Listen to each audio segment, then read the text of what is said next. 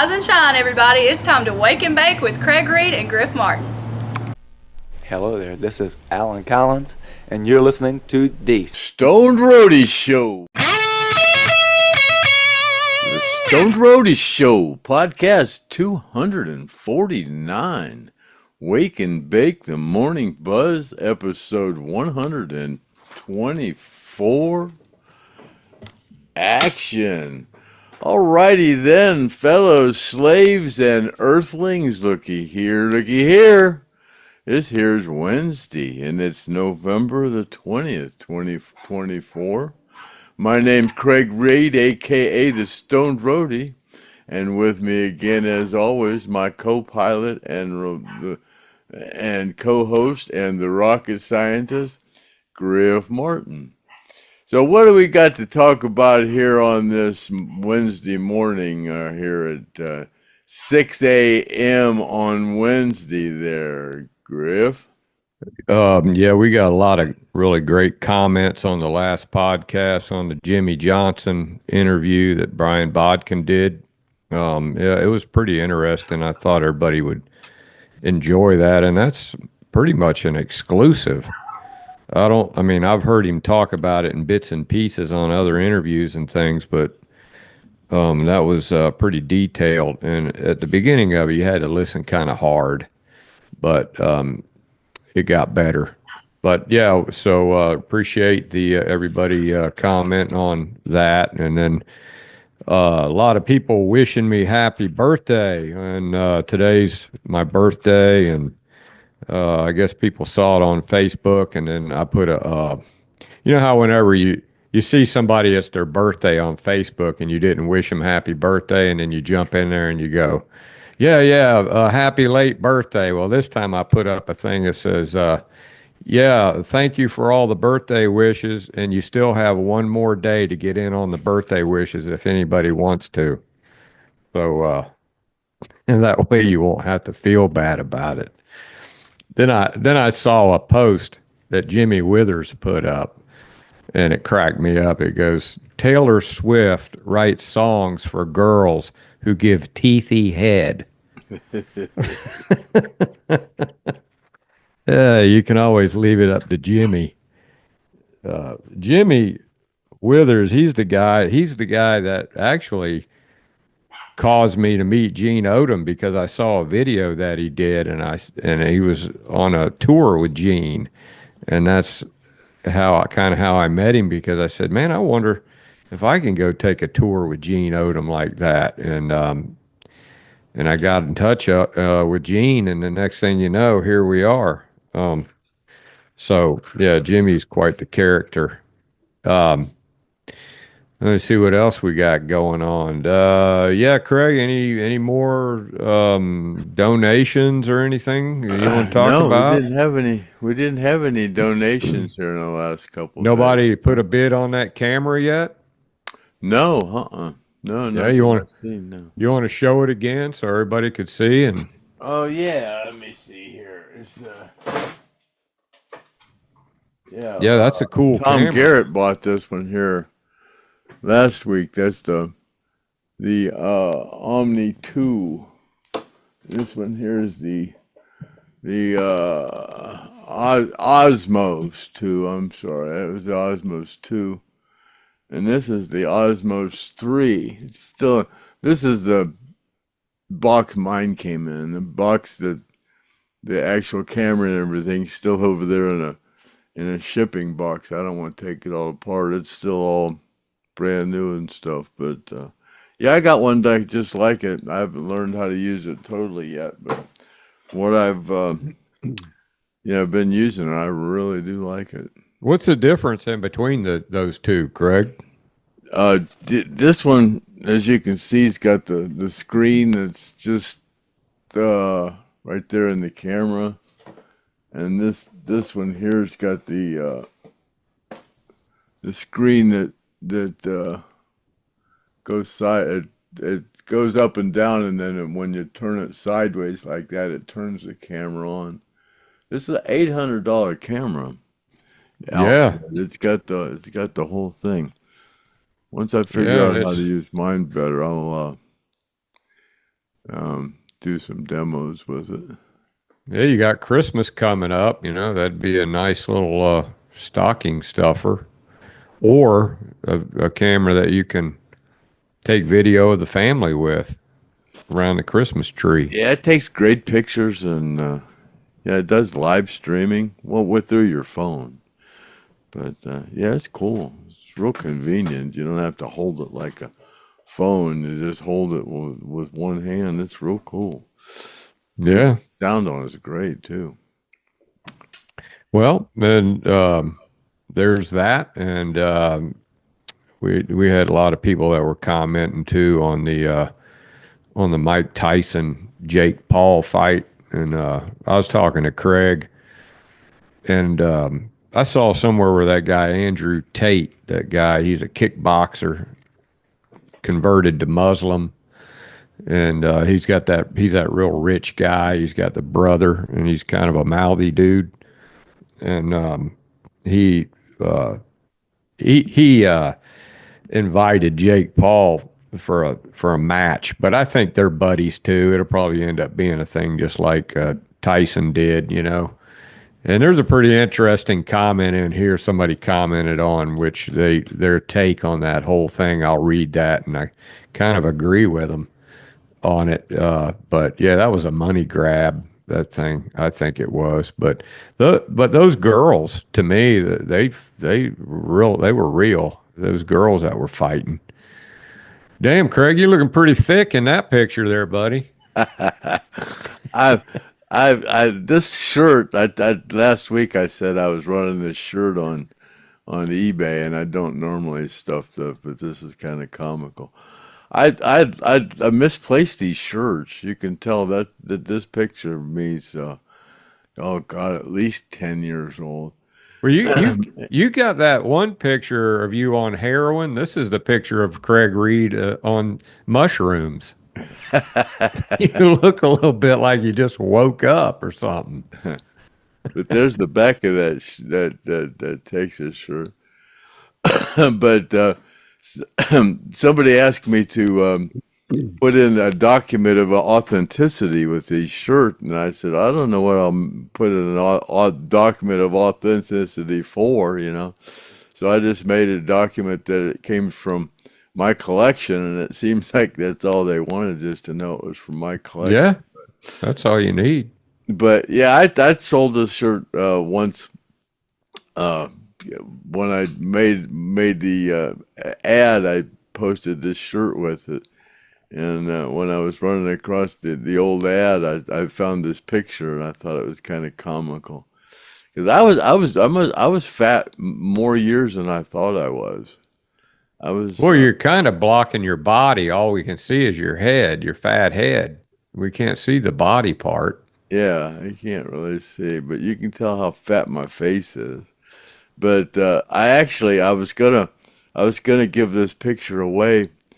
There's a couple of pictures in there of Gary wearing this shirt in the eBay ad, but I put these up, and I was gonna give away these pictures too. And then once I got a better look at them, I go, God, I'm not gonna have that picture of me out there being fat like that. I said, somebody will want to want me to sign it, and they'll put it on their wall, and there'll be big fat Craig on somebody's wall. I don't know. Mine just showing them on here how big and fat I was, but I don't want it on somebody's. Now you know how these movie stars feel when TMZ goes to the beach with the camera and catches those, like Steven Tyler with his man boobs, and you know, and all these people that are supposed to be famous. They look like hell. they got no choice. I thought that was comical. I just a little show and tell here. So you don't have that shirt anymore? That particular one? No, this one I sold that one. Like I said, I sold that. I had that shirt and I sold one, and then I misplaced these shirts. I couldn't find them. Oh, so and how I many of them do you have? just recently ran across them. I got a couple more. Oh, okay. But just recently ran across them, and then put How out old there. would you say those shirts are? Well, they're the original. They're 50 years old. All right.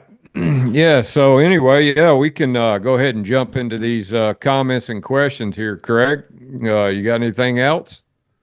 No, that's about it. Yeah, that's about All it. right. Yeah, last podcast we had a lot of crazy stuff on there talking about uh, the plaster caster, Cynthia the plaster caster, and a lot of people didn't think they found that too amusing. But you ask, and we'll start looking stuff up. Somebody asked about that, so we looked it up. And so if you haven't watched the podcast before, Craig is the Stoned Roadie, the original roadie of Lynyrd Skynyrd band, the original Lynyrd Skynyrd, and he traveled around the whole world with them. And we get on here and we talk about Lynyrd Skynyrd stuff, and we also talk about just anything. We'll talk about current events, things that of interest, because you sort of run out of things to talk to when it comes to Lynyrd Skynyrd. But then when it rolls in, then we talk about it. If people ask, Greg likes to talk about fat folks and cigarette smokers too. It's so another if thing. you're fat and you like to smoke, you might poke a little fun at you. Yeah, so Craig, in case you don't know, he's got a little bit of fat phobia going on. It's because I used to be fat. And I'm traumatized. And he's got another fat picture somewhere in there that he can put up. But yeah. And then we were also talking about, we got Crazy Kimmy on here that comments. Kimmy, I think she broke her record on comments. There were like 120 comments, and Kimmy, I think she had 100 out of the 120. And then the other 20, I put a couple of Kimmy comments in here, and we were talking about, Craig mentioned something about checking his prostate, and Kimmy says that nobody's gonna stick their finger in my ass, and I'm like, well, Kimmy, you don't have a prostate. Well, here she goes. Kimmy says, we do, because Kimmy's a girl, we do have a prostate gland, Griff, better known as the Skeens gland, by the way. You ever heard of that, Craig? No. All righty then, Kimmy. Well, so I didn't know y'all had a prostate gland too. Well, maybe she could be right. I have to look that up. I didn't take it seriously, but I will look that up for you, Kimmy, and see if that's true, because I've never heard of that before. But I don't think the doctor has to check it or anything. I mean, to see if it's enlarged. Yeah. Yeah, Kimmy, she comes up with some stuff now. And then Steve Jones has a question for you, Craig. I don't know if this is going to be one of those, man, I don't know, Griff. It's been a long time. But he asked, did the Outlaws open all 3 shows at the Fox in 1976? I don't know. God, I don't remember. Why don't you know that. Craig? I don't remember I don't remember who the opening band was. That was really hectic up there those 3 days. All right. Well, you can't get anywhere with that. Let's go back to Kimmy. Kimmy says she will make a plaster cast of her breast, but the money has to go to the survivors. I think we could probably bring that on the podcast, right, Craig, and offer it up for sale, Kimmy's breast.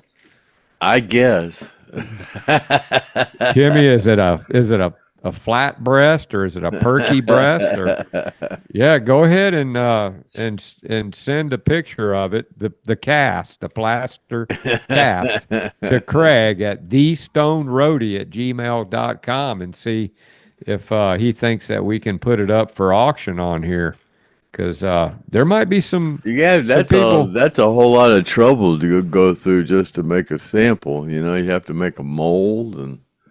Yeah, well, let us know, Kimmy.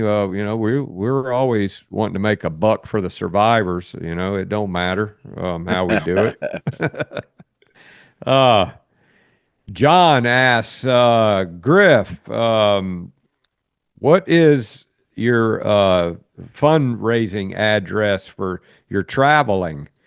Well, I don't really like advertise as far as a some kind of a donation thing for me to do on the road. But what I do offer is I sell stuff that's like Skynyrd memorabilia stuff, and I'll take that and use that money to go on the road for hotel and gas and stuff like that. So I'll get some stuff together and see what I want to sell. I was thinking about starting to sell some stuff on eBay, but I'd rather run it through here first.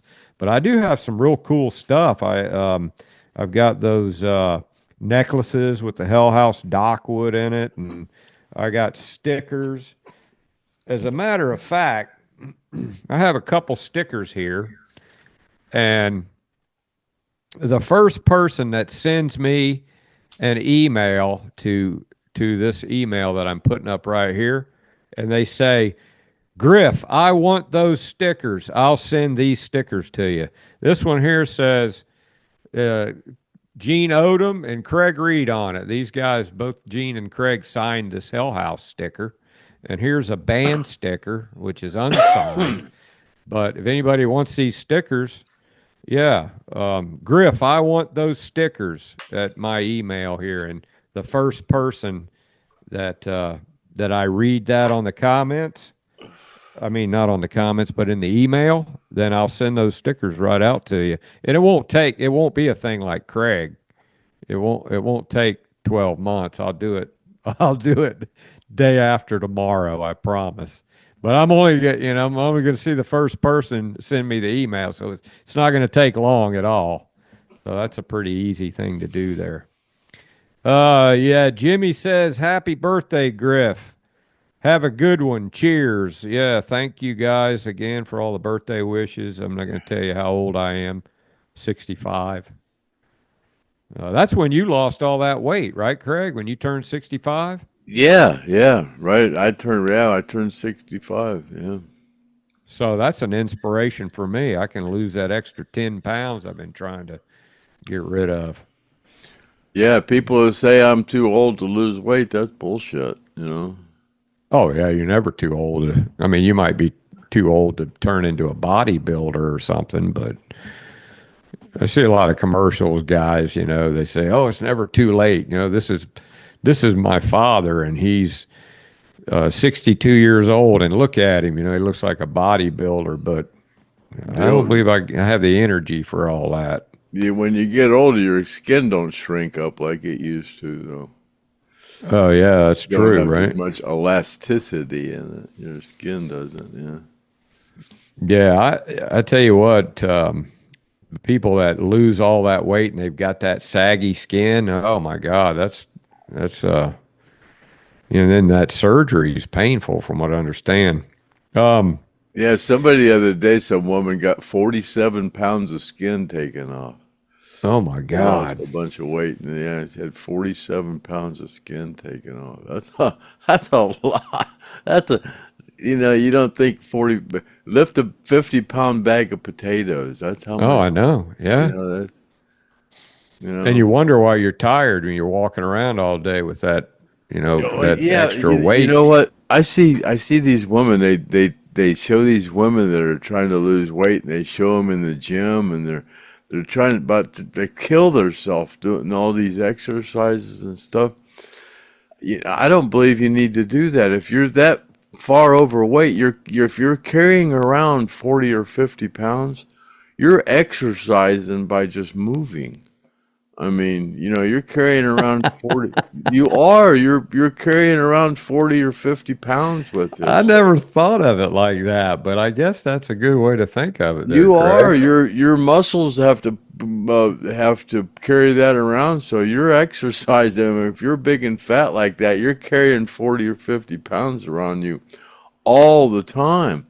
So you're exercising all the time. It's just you're eating so damn much. It's it's I don't drink that tap water. I got to go get bottled water, and I go to get this big 5-gallon bottle of water, which is about 42 pounds or 45 pounds or something like that. 5 gallons of water, oh yeah. and you gotta, take a shopping cart up there to put that because you don't feel like carrying it to the car, right? And Yeah, then you yeah. see all these people, these fat people waddling into Lowe's, then they got like 60, 70, 80 extra pounds, It's on yeah. them. You're exercise. So You're carrying it all around all that weight, and that's why their hips and their knees and stuff go out there carrying all that extra weight on them. But yeah, when I lost all that weight, I didn't exercise. I just didn't eat. If you don't eat, you will lose weight. I don't give a damn what you people say. If you don't eat, you will lose weight. Your body will eat itself. And well, what's your opinion, Craig, for the holidays coming up? Because you got Thanksgiving coming up next Thursday, and people like to eat, on Thanksgiving and Christmas and stuff like that. What do you well, suggest? you don't have to. If you're on a diet, you can cheat. There's nothing wrong with cheating. You don't have to, you know, you don't have to stick with it. You stick with it the majority of the time, but you can cheat every now and then. You just can't do it all the time. Nick, as a Thanksgiving, you usually go out and have a piece of pie and stuff, I'm don't you? going, yeah, I'm going to my sister's for dinner this year. I got Yeah. invited a couple of places for Thanksgiving dinner this year, but I'm gonna go up to my sister's this Are year. you going to have some ice cream and cake and stuff? Oh yeah. See? See, you Yeah. can do it, You just got to, I eat anything I want. I just don't eat a lot of it, yeah. or very often. Yeah, well, it's that late night eating too that gets you. That's my hard thing is I think I don't follow that rule, but I don't like eat big meals or anything. I just kind of like snack, like little stuff. But I only eat like one meal a day is all I eat. Yeah, that's me too. Some I eat people, about 7 o'clock, they think they need to eat and three I don't meals eat a day. much. I don't eat much at all. Yeah, so there's your Stone Roadie advice for the holidays. You guys, you don't want to be carrying around that extra weight and exercising all the time when you don't need to. Oh yeah, but I do. I see these women, in the gym, man. They're doing all these exercises and stuff. They look like they're about to die, man. You can do that, but you don't have to. You just don't eat. If you exercise like that, you're building your appetite up. If you just don't eat, you're a lot better off. It takes a lot of exercise to burn that fat off, man. You can just not eat and do it just as well.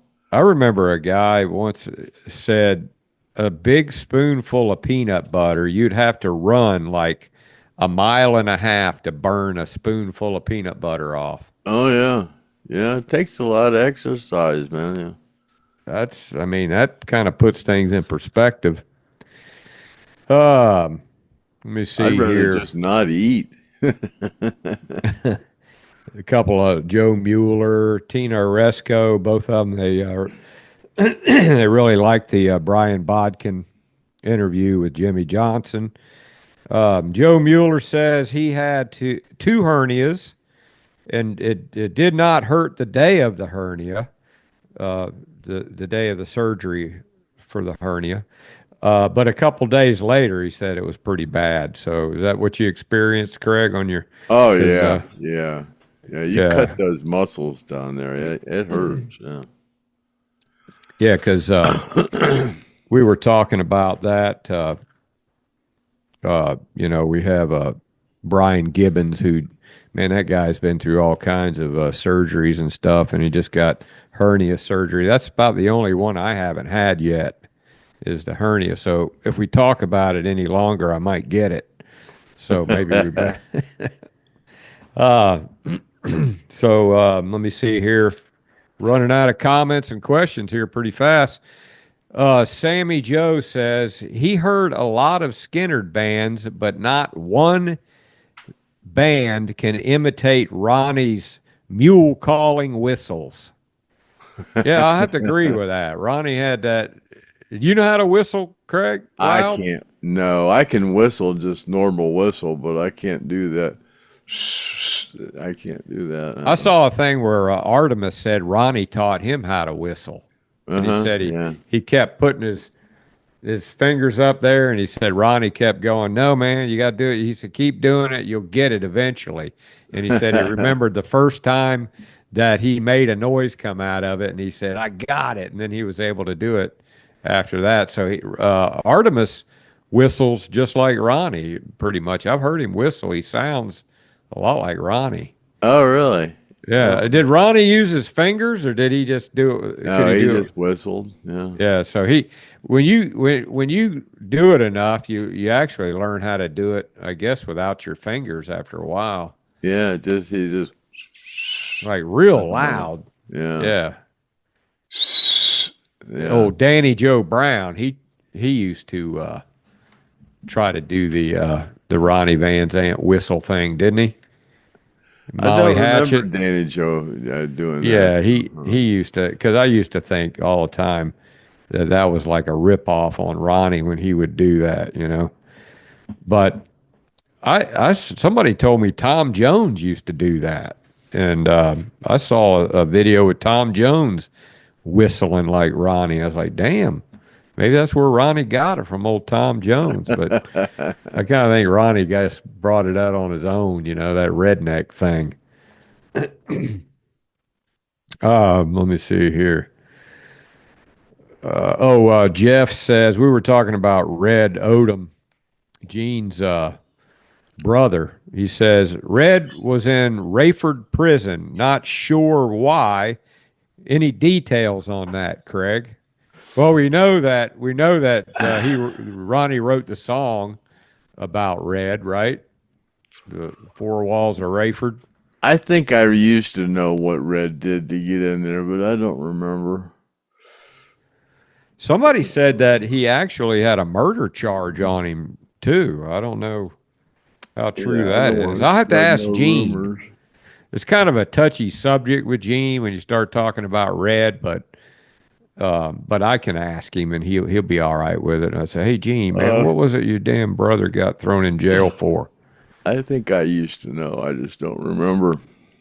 Yeah, but he was in Rayford, right? I mean, was he in prison about the time when you were traveling around with Skynyrd, you think? He was, yeah, as far as I know, he was in prison when I got with Skynyrd, yeah. Yeah?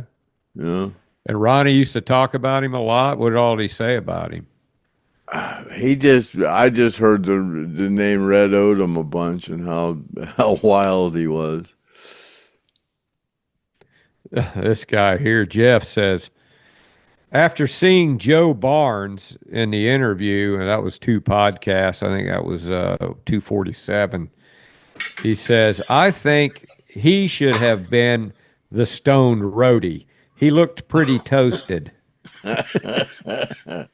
Joe does look a little stoned. He could be, man. He's Joe's a little different, isn't he? Craig, I mean, he's kind of... Was he born in Jacksonville? Oh, God, I don't know. I think so.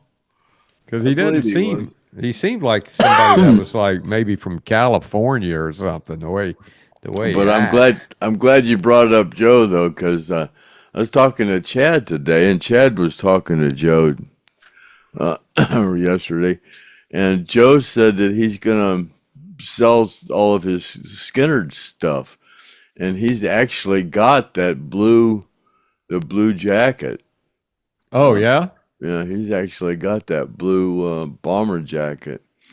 And when I talked to him, I'm going to ask him if he's got the red one. He didn't say he had the red one, so if he don't have the red one, evidently we got that blue one, and then we got the red one afterward. if he doesn't have that red one, because Cassie has that red one, and I was kind of curious how she got that red one. I thought we had the red one first, but yeah. Joe Crimp told me on the phone last time I talked to him, and I think it was the red one, that Billy Powell gave Joe his red one. He said, "I don't want this jacket, Joe. Take it." And Joe said, "No, I don't want that. I don't want it." And he made him take it. And then he said he had it for a while and he gave it back to him because he just wasn't wearing it. Well, Jimmy Withers, I saw Jimmy Withers holding Allen's. I don't know. Yeah, I wonder if he got Allen's. He said Allen right on it, So. Yeah, I saw that picture. But Jimmy's got one of those red jackets. I don't know whose it is, but I saw him. Oh, he does? Yeah. Yeah, well, I think he does. When we were talking about it, he put up a picture of himself. Looked like a recent picture. Yeah, I wonder what old Joe's got for sale. I bet you he's got some cool stuff, man. He's got one T-shirt. He's probably got some T-shirts, but he had one T-shirt that Ronnie had given him. I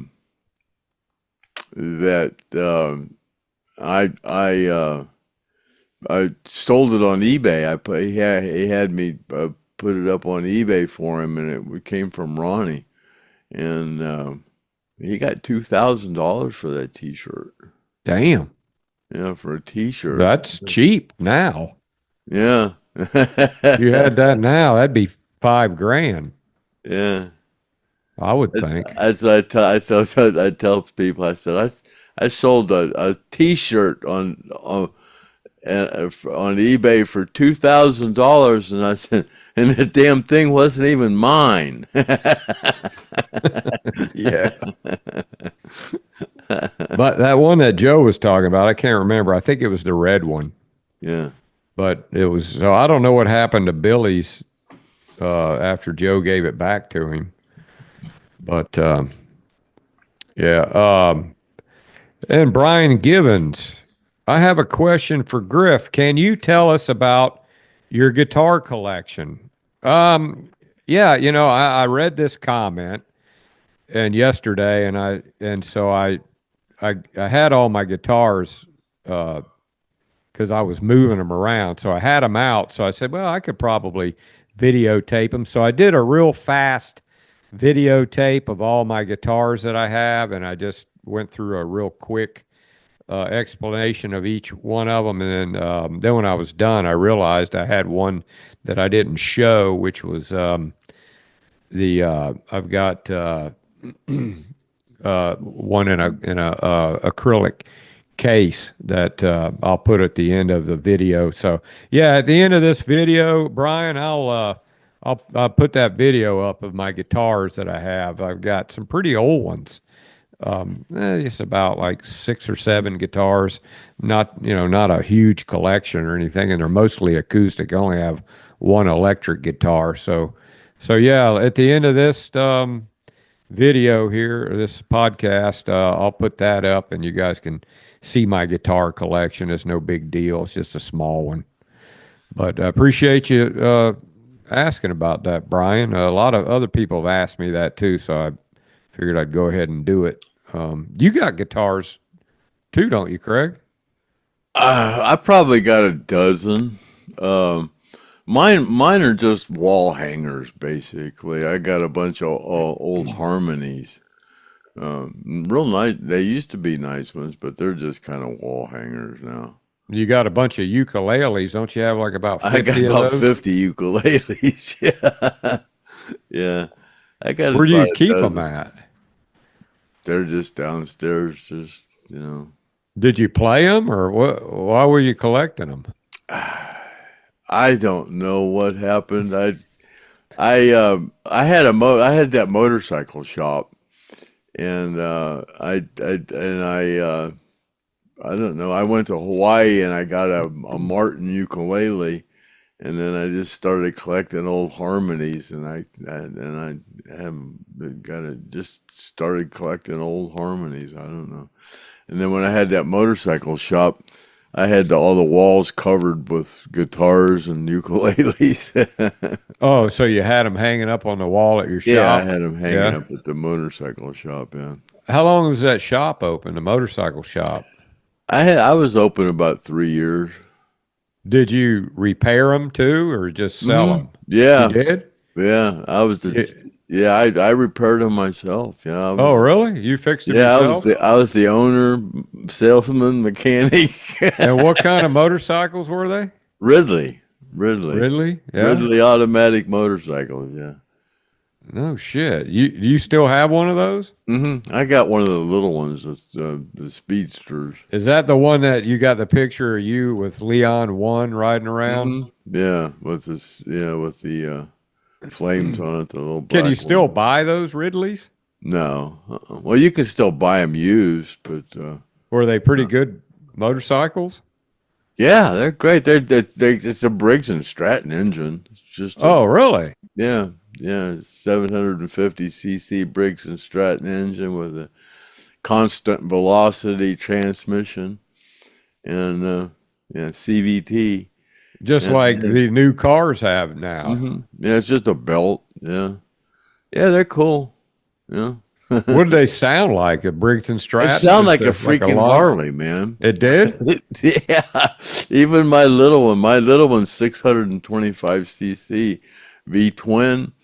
It's not with straight pipes on it. It sounds like a freaking Harley, man. Oh, shit. Yeah, it does.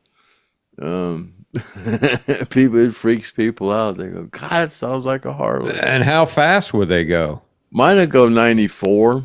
No shit. I never even heard of that. It was Ridley. But it's like one of those old Mustangs. It's a 3/4. So instead of having 16-inch wheels, it's got 12-inch wheels. So when you're going 95 miles an hour on that, you're hauling ass, man. But Briggs and Stratton made a V twin? It's a Vanguard. It's a Vanguard engine, I think. Yeah, Vanguard, I think. Yeah, they're basically a power generator. They power generators with them, and they also have them in. I think that the Dixie Chopper. I think it's got a V twin Briggs and Stratton engine in it. Was it when it shifted? Was it like really smooth? I mean, you don't even feel it. You don't feel it. Shifting. There's no shifting at Yeah. all. It's just goes from one small pulley to one big pulley, and it's just constant velocity. There's no shifting at all. And is it like really fast pickup? And Once you get out of the hole and get the belts, you don't want to really gun it coming out of the hole because those belts gotta lock up. But once you get the belts locked up, yeah, you can goose it and it'll go. Yeah. whenever somebody had trouble, what was the most problem that you had to fix on them? Didn't have any problems with them. No. No, just No. so when they brought them for repair, it was just some minor shit, or I never got any came in for repair. They're real reliable, man. how many do you think you sold? Oh, 10. Oh, really? In 3 years? Well, they only made 1,000 of those speedsters. They only made 1,000 of them. I have one. Didn't you say there was a bar next door and that? Yeah, the Main Street Saloon down in Akron. That's the biggest biker bar in Akron, and that's my bike shop was attached to the Main Street Saloon. So that's That probably was where a you good spent. gig for me, being attached to a freaking bar, yeah, with pool tables. Oh yeah, I was down there every day. Then isn't that when you had at the height of your weight problem? About that time? Because you said you were drinking a lot. Yeah, man. Well, I couldn't have been too fat during that because I was wearing my leathers. And no, I couldn't have been fat during. So right after that, then. It was 2003, yeah. 2003 is when I had the bike shop. So no, I wasn't fat then because I was wearing my leather pants, and I couldn't get them on when I was fat. So you had a showroom with the bikes in there, and people came in and looked at them, and Yeah.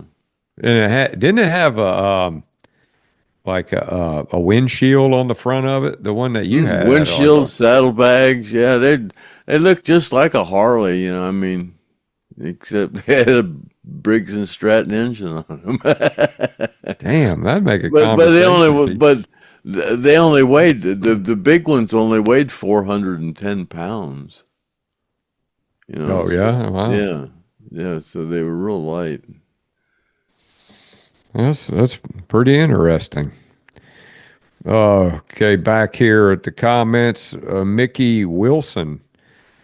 Alan Walden signed them, owned everything. He's the bad man, and cry for the bad man. Yeah, isn't that what that song was written about? Mm-hmm. Yeah. That was the music when they wrote the song, and Alan was standing on the side of the stage when they played that song, and he knew it was about him. Alan, He'd never heard it before? Huh? He had never heard it before until then? No, I don't, no, But he knew about the song, and he knew it was about him, and I remember when he was standing on the side of the stage and they played it live. I remember this distinctly. So what was the deal the whole story behind that? He took all their money, man. I mean, when they did that first tour in 1974, they were broke. He took all the money. I mean, they didn't make all that much money, but what money they did make, they took it. He took it. They didn't make any money off their royalties, he owned all their royalties, and so they were making records, but they weren't making any money. They didn't own none of the songs. You got to own the songs. And didn't Al Cooper buy him out or something? What happened there? Well, they were contracted to Al Cooper too. They owed Al Cooper money, and they owed Walden money. They were both had their between those two. This band didn't make anything. When Peter Rudge bought them out from under he had to buy it. Didn't just buy them out from under Alan Walden. He had to buy them out from under Al Cooper too. Then they started making money, right? Under Rush. From what I heard, it cost he had to pay Alan Walden $1 million and Al Cooper $1 million. He paid them both $1 million. Peter Rudge did. That's what I understand. I remember Joe Crimp telling me a story about Peter Rudge. I think they were up in New York, and they were going to go see somebody else there. I can't remember who it was, and I believe Skynyrd had played there, and maybe they were already done. It wasn't long after Leon had been in the plane crash, and Joe Crimp and Leon were walking to wherever it was they were going. Oh, it was a Rolling Stone thing. And Joe's probably listening, going, "You'll get it, Griff. Keep thinking." Yeah, it was a Rolling Stone, and I think that's where Joe Crimp met Keith Richards and maybe Mick Jagger, but Peter Rudge it was kind of like the road was crowded, and he was going down the road in a limo, and Leon, banged on the side, "Hey, stop, give us a ride," because Leon was still messed up, and old Peter Rudge just ignored him and just took off and left him, and he said Leon was pissed. He said he was kind of an asshole, man. And then when they went in there, they were like, "Hey, man, why'd you leave us? What the hell didn't you let us ride?" So was you around Peter Rudge much? Oh yeah. Was he kind of all right? Is he all right? Yeah. Yeah, all them English guys are assholes. Well, they Yeah. are. They are. I haven't been around too many English guys. They're all You know? assholes. Yeah, I've known some couple English women, and they're pretty outspoken. Over there, they'll tell you to kiss their flaps. These women, yeah, you kiss my flaps, and I'm like, damn, that's like a common thing over there for women to say, kiss my flaps. But yeah, I'd heard a little bit about old Peter Rudge, and I wonder what he's doing now, Craig. You I heard have anything? no idea. Yeah. Yeah, God, he'd have to be what? He'd have to be 80 in his 80s. Well, at least he made the band some money and he got them their rights back and everything, right? Yeah, yeah. If it wouldn't have been for Peter Rudge, they'd have been broke for a while. Yeah, that's Yeah. so that's Yeah, the they didn't story have on the anything. Yeah, between Alan Walden and Al Cooper, yeah, they were taking all their money. From and what I understand, anyway. and Ronnie wrote that song "Cry for the Bad Man." That's his lyrics, right? Uh-huh. Yeah. Yeah. Walk so tall to be so small. Never met a man a stranger. Lived his life for the money sign. To deal with him is danger. Yeah, that's pretty And good. he walked me down, and now I'm on my feet. Now I'm Feats. so Yeah. much wiser, and I'd rather quit and go back home to deal with a money miser. Wow, what was the look on his what was the look on his face when he was hearing Cry that? for the bad man. Yeah, huh? What was the look on his face when he was here? It when he was hearing cool. I that? remember. Yeah. Yeah. You walk so tall, be so small. Never met a man stranger. Yeah. Well, it wasn't on a record yet. Or Live your anything? life Just for the money sign. To deal with him is danger. Yeah. so And they he just knocked tried me it out on down. the I'm audience. on my feet. Well, Craig, did he just try it out for the audience one night, and then that's when he God, I heard it? don't Or, remember. Yeah, God, those songs were just coming so quick, man. I mean, they yeah, really well, did. We were doing what? We were doing a damn record every year. it made the Yeah. damn cut for the recording. Yeah, So I mean, it's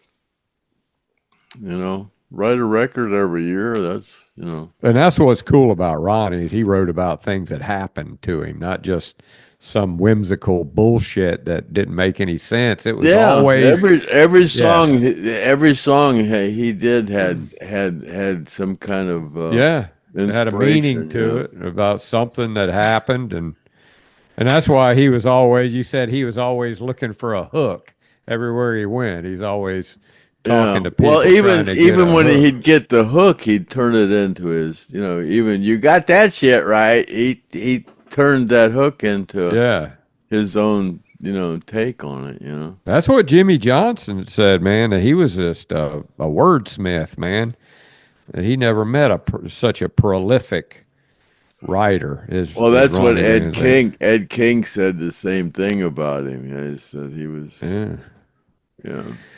Here's that one comment that I was talking about earlier. A backcountry says Mike Tyson hates black rock, and of course, just like you said, they own that whole entertainment thing. He says that they're slimy. He heard that in an interview, and he says that he thinks they took his daughter out. Maybe Tyson's daughter died or something, and maybe he thinks Black Rock has got something to do with it. And he said in an interview before the fight, he was in that padded jock strap with his ass showing, and at the end of the interview, he showed his ass just to say, "Okay, I'm going to go ahead and do it." but but kiss my big black ass, and that's why he did have his ass. Yeah, and that kind of makes sense because Mike Tyson is a very he don't take any shit, and if he's pissed off at you, he'll do something crazy like that, and he probably did that. Well, during the fights, you can see where Jake was wide open and Tyson had like just muscle memory, just like this was like that to hit him and then drew back. It didn't swing. Yeah, he only swung like 40. To make the most money, it was to last 8 rounds. That's how he made the most money, the last straight rounds. Yeah, that's what. And it was in his contract that if he knocked him out in the first round, he wouldn't get shit. Yeah, it was. But Vanguard's just as bad. BlackRock and Vanguard, they own everything. They own everything. They own everything. But it's like every 10 years there's another epidemic or pandemic or climate emergency or something. Every 10 years there's something that's going to happen that involves a tax. We got to clean up the planet. It's going to cost money. And every 10 years that happens. And then when all is said and done, whatever they predicted would happen didn't happen, but the tax didn't go away. Everything that the virus shit, we got tax put on that for different this, that, and the other thing, and those taxes they don't go away. They predicted the sea levels are going to change and wipe everything out, and then they had the ozone layer was going to crumble, and it's going to cost more money for tax, and those things don't happen, but the tax remains. Well, they're real good at creating the need and then profiting off of it. That's and we're all just a bunch of slaves. I mean, if we are, we're just all a bunch of damn slaves working for a few people that are just, I mean, there's, people work their whole life. There was a Facebook post I put up the other day. A guy worked his whole life and retired, and the money he makes on Social Security won't cover what it takes to live, and he's homeless. And he's trying to live off Social Security, and then all these illegals come in, and the government supports them. It's crazy. Y'all are nuts, man. Yeah, I think they're getting ready to do another attack. Quite frankly, I think things are going too smooth. For this whole transition thing, and they're getting pissed off about what Mr. T's dealing out. So yeah, I got a feeling there's something going to happen. I just got that feeling. So I got my water, I got my food ready. I can survive a month, and I don't need any electricity.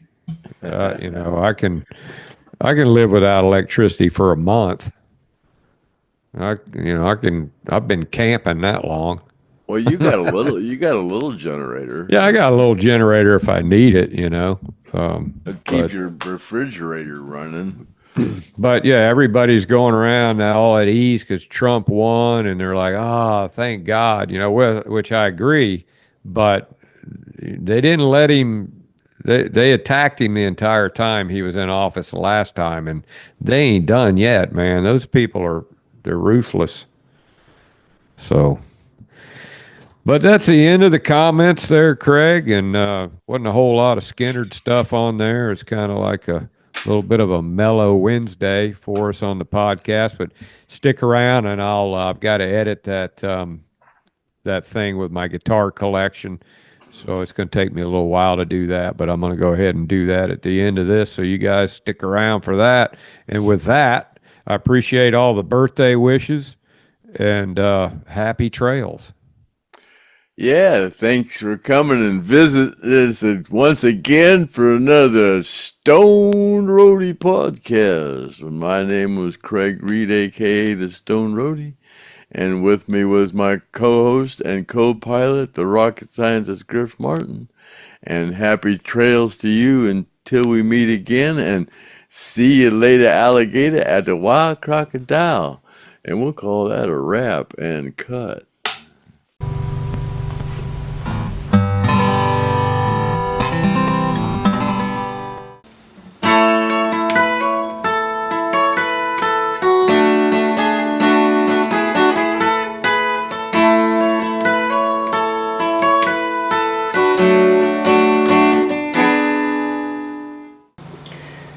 A lot of people have asked me about my guitar collection since I've been doing the podcast, and then Brian Gibbons said, "Hey Griff, why don't you show us your guitar collection?" So thanks for asking, Brian. And this is probably my favorite out of all of them. It's a 1978 Gibson Hummingbird.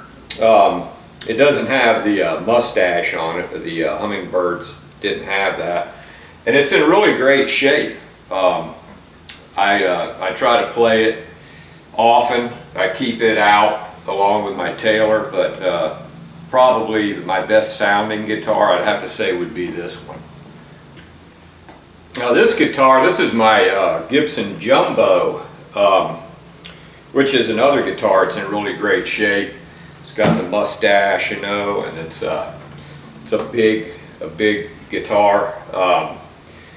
It also has a great sound to it, but I don't really play this one a lot. You know, it's so big, and but I do like to get them all out and mess around with them. But this is probably my newest of my guitars, other than my Taylor, which this guitar is in such great shape, and I do try to break them all out and play them a little bit, but I don't play this one a whole lot. Yeah, I really like this one. The tuning knobs on it, you know, they're original tuning knobs. They're kind of cheap looking, but you know, that's what came with the guitar. Other than that, you know, like I said, it's got the mustache on it, and yeah, it's a great sounding guitar. So yeah, my 90s Gibson Jumbo. J180, Gibson J180, Billy Joe Armstrong. It's the same thing the Everly Brothers played.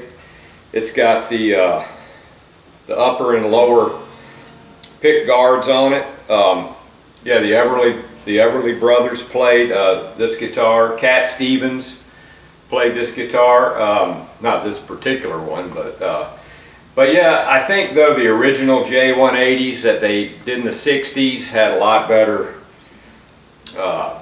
sound, and also they were built a little bit different. But this is the Billy Joe Armstrong version, the Green Day version, and I actually had this guitar a couple weeks, and I knocked it off the guitar stand and cracked the headstock on it. It never affected the playing of it, but I did take it to a luthier and have him glue it. I was going to trade it at a guitar show, and the guy thought, hey man, you're trying to rip me off, because he saw that crack, and I didn't even know it was cracked. But the luthier fixed it, so if I were to sand it down and shellac it and everything, you'd never know it, but I just decided to leave it that way. But yeah, the Billy Joe Armstrong J180. I think these guitar picks, they kind of take away, or the guitar pick guards take away from the sound of it a little bit, you know. But it's still a good sounding guitar. This is probably my most expensive guitar. It's a 67 or 68 Martin, and phenomenal shape. It's got a couple little checks and things on it here and there, but for that old of a guitar, you know, I have to say it's in great shape. I don't play it because the action's pretty high on it. And these guitars at this age, there's really not any way to adjust the neck on it, so it needs to be reset.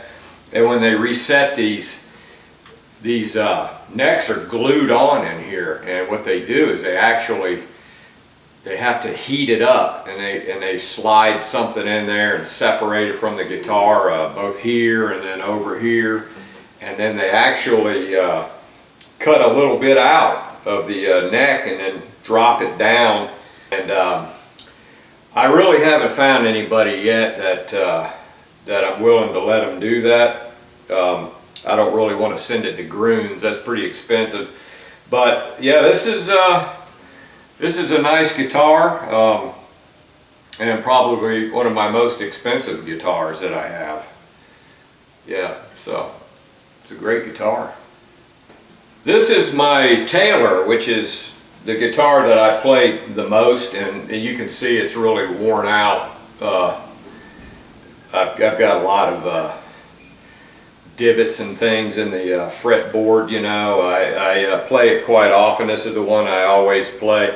It's good to keep a couple guitars handy so you don't work one harder than the other, but between this one and my Hummingbird, I say I play these two the most. I've had this one about 15 years, and yeah, I really like Taylors. Taylors are great guitars. And this particular Taylor I've had for like 15 years, and I really have played the heck out of it. So, and you can tell by if you look at the fretboard. Actually, you need to drop it off and have it set up again and change the strings on it. But yeah, so this is my Taylor right here. Now, this is just a cheapy guitar that I got up in North Carolina, Burnsville, actually, where that flood is going on up there, where all those people got killed. I had property in that town, and this came from the town square in Burnsville. And when I sold the place up there, I brought this back, and my buddy Jay borrowed it for a while. And then he gave it back to me, and I just took it around and had people sign it everywhere I go. I just started doing it not that long ago. Got Joey Davis on there. That's Oliver Anthony's guitar player. Got Derek Hess on there. Got Steve Lawler on there. Got Mark Howard. Leslie Hawkins. Yeah, I got a bunch of names on here, so I'm going to auction it off probably at some point in time, but I got to fill it up with some more names. But yeah, it's a Greg Bennett. But that's the story on that guitar. And here's a guitar that I've had a while, and I keep it in this Lexan case. It's actually what I bought it in. It came from an auction that somebody, I talked him out of it. It's just a guitar, just a Washburn. I'm not sure what model or anything. I've had it out of the case, but anyway, Jackson Browne signed it, and that is a Jackson Browne signature. Guitar's in great shape. I guess it was maybe played at that event or something, and during that Hole Out album by Jackson Browne. But yeah, this is just one, and I don't ever play it. I just kind of keep it in that case, and that's actually the lot number on the auction. But yeah, so that's another one that I have, and that concludes the acoustics. This is the only electric guitar that I have. As you can see, it's a Strat Fender Select. I really don't even know the year of it. I'd say probably a 90s, somewhere in the 90s. But yeah, really nice sounding guitar. I never played it that much, and my buddy Jay would come over and he'd say, "Man, you really need to get this guitar set up. It sounded like shit." And so I took it down and then had him set it up, and Jay plays guitar a lot better than I do, and he said, "Man, it really sounds great. It's a great sounding Fender." So Yeah, so this is the only electric guitar I have, and as you can see, it's a nice guitar, great shape, really light, you know. It's got that great Fender sound. So yeah, so that's it on my guitar collection. I don't really have a lot of them, but what I do have, they're pretty expensive and collectible. But I appreciate you asking, Brian, about my guitars, and now you know.